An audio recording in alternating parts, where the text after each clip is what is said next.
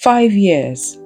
That is how long two families lived without confirmed answers.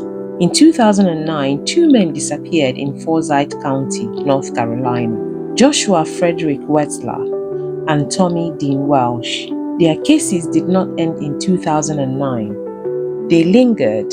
Then, on October 5, 2014, investigators executed a search warrant at a house in Clemmons. The address was 2749 Nob Hill Drive.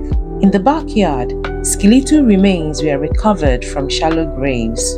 The missing persons cases were over, and homicide investigation had begun. Forensic examinations followed the recovery. The Office of the Chief Medical Examiner identified the remains as Joshua Fredrick Wetzler and Tommy Dean Welch. Wetzler was 37 years old and Welch was 36. 5 years after they vanished, both deaths were formally confirmed. The investigation shifted from uncertainty to prosecution. The house at 2749 Nob Hill Drive was occupied by John Alexander Lawson, known publicly as Pazuzu Algarad. He lived there with his girlfriend, Amber Nicole Birch, and his mother, Cynthia James. At the time of his death in October 2015, Lawson was 36 years old. After the remains were discovered, Forsyth County authorities condemned the property. The house was later demolished. The structure no longer stands.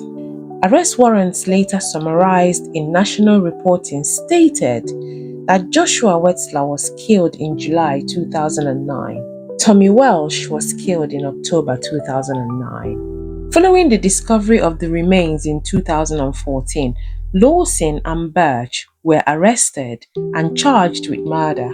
Crystal Nicole Matlock, reported to be 30 years old in 2017, was charged with accessory after the fact in connection with helping to bury Wetzler's body. 2 confirmed victims, 3 people charged. The clearest account of events came during proceedings connected to Amber Nicole Birch's guilty plea. In open court, a factual basis was presented. It established that she brought Tommy Welch to the property and shot him in the back of the head with a gun while he was seated inside the house. It also established that Lawson was present at the time. Court testimony summarized in reporting further stated that Joshua Wetzler's body was found in a shallow grave near the exterior basement area and that he had sustained multiple gunshot wounds. During those proceedings, Cynthia James testified that she had been inside the house when Wetzler was killed and that she saw her son standing over him with a rifle. Those statements were presented during Birch's case. They were not tested in trial against Lawson. After the arrests in October 2014, Lawson remained in custody as a pre-trial detainee. On October 28, 2015, he was found unresponsive in his cell at Central Prison in Raleigh during a routine count. The North Carolina Department of Adult Correction described the death as an apparent suicide.